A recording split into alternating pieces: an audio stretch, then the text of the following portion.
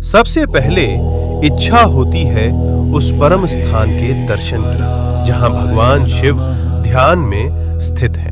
कैलाश पर्वत उनका परम आसन। ये कोई साधारण पर्वत नहीं बल्कि भगवान शिव का साक्षात रूप है।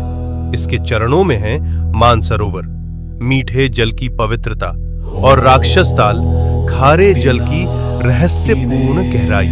इतने पास फिर भी एक मीठा एक खारा, जैसे भगवान शिव के भीतर संतुलित दो स्वरूप। अब हम पहुंचते हैं उस तपोभूमि पर जहां भगवान शिव और माता पार्वती ने विवाह के बाद ध्यान लगाया।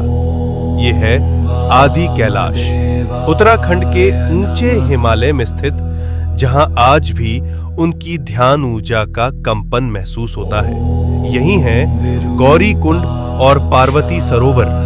ये पर्वत नहीं, शिव पार्वती की जीवित उपस्थिति का केंद्र है, इसलिए कहलाता है छोटा कैलाश।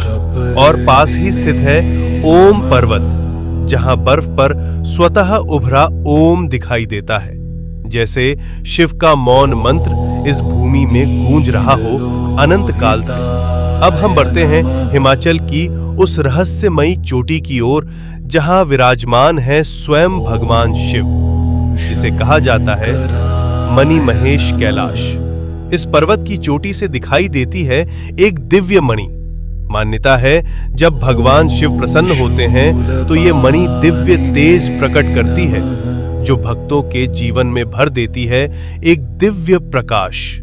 इसके चरणों में स्थित है पवित्र मणि महेश झील, जहां हजारों श्रद्धालु हर वर्ष स्नान करते हैं और भगवान शिव का आशीर्वाद प्राप्त करते हैं। अब हम पहुंचते हैं हिमालय की उस ऊंचाई पर जहां की हवा भी हर हर महादेव का जप करती है। यह है श्रीखंड महादेव। यहां स्थित है एक भव्य प्राकृतिक शिवलिंग।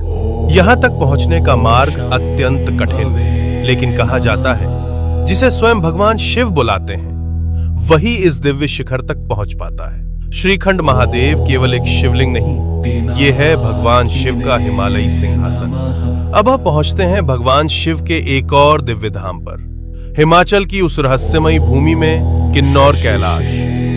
यहां स्थित है सदियों पुराना एक विशाल शिवलिंग, जो अपने आप में अपार ऊर्जा समेटे हुए। और कहा जाता है यात्रा के दौरान कई भक्तों को ब्रह्म कमल के दर्शन भी हुए हैं।